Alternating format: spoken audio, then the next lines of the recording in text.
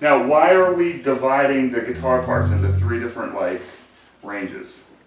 Dimensions. I like that. That's really true. That's true. Overdose. Yeah, overdose, right? It's to spread us out into different ranges and registers, right? When you have 3 guitar players on stage and you're all playing the same chord, you might as well just have 1 guitar player on stage, right? So what's nice about the guitar is it's a lot like a piano. A piano has this wide keyboard, right?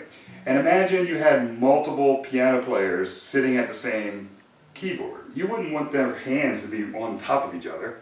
You'd have one keyboardist's hands over here and the other player's hands over there, and they're playing in different parts of the keyboard. Okay, so that's what we're trying to do with the guitars. Okay, try to spread people out. Okay, so in reality, we could spread out even further. Like, for example, if you wanted to be brave, one of you two, okay, you could do E major up here, F sharp minor up there to get an even bigger register, right? Let's just hear what that sounds like. You guys play what you've been playing, okay? You play what you've been playing. Ready? E, ready? See how my sound adds that extra dimension? F sharp minor. Right? That just fills it out. So I can add something to it too without getting in the way of you guys, right? So it's just something to think about when you're playing in a group. You want to think about what everyone else is playing and how you can add to it without getting in anyone else's way. Right? So that's what we're trying to do. We're trying to spread everyone out. Now, there's almost never 2 bass players in a band. But still, the rule still applies. Notice I asked you to play low E and you to play the octave of E, right? They keep you out of each other's like register and you still have something to play, right?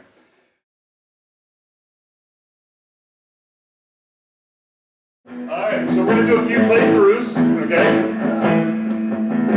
See what we can get going on. What's the full one? It's intro, verse, chorus, verse, bridge, chorus, verse, verse.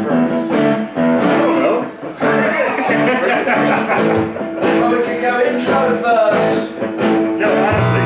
chorus, Hang on verse. for 1 second. So let me explain this. Okay, this is a good thing to understand about music. Yep, you're good. Thank you, Pam. So musicians don't think that way. No, okay. No, they think the same way you think when you drive to work.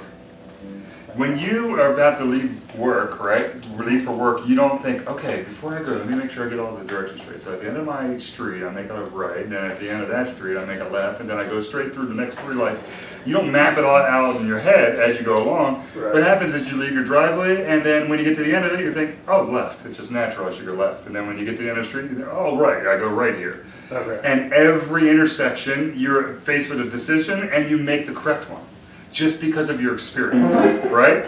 You don't map it out all ahead of time, you do it instance by instance, making the correct decision as you go.